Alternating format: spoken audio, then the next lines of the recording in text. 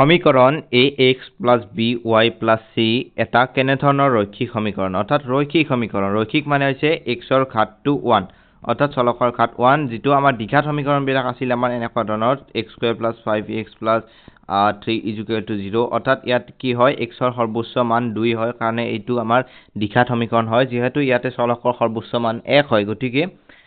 ইয়াতে আমাৰ এইটো ৰৈখিক সমীকৰণে হ'ব এইটো আমাৰ এটা ৰৈখিক সমীকৰণ হ'ব এতিয়া আমি যদি চাও ইয়াতে x আৰু y দুটা চলক অৰ্থাৎ কনস্ট্যান্ট টাৰ্ম আছে দুটা অলপ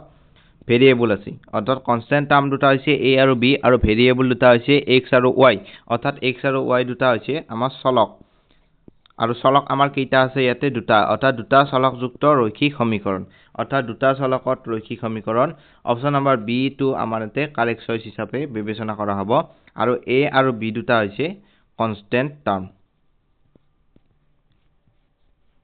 আৰু x আৰু y দুটা হৈছে ভেৰিয়েবল অৰ্থাৎ x আৰু y সময় সাপেক্ষে ভেৰি কৰিব পাৰে কিন্তু a আৰু b কনস্ট্যান্ট হৈ যাব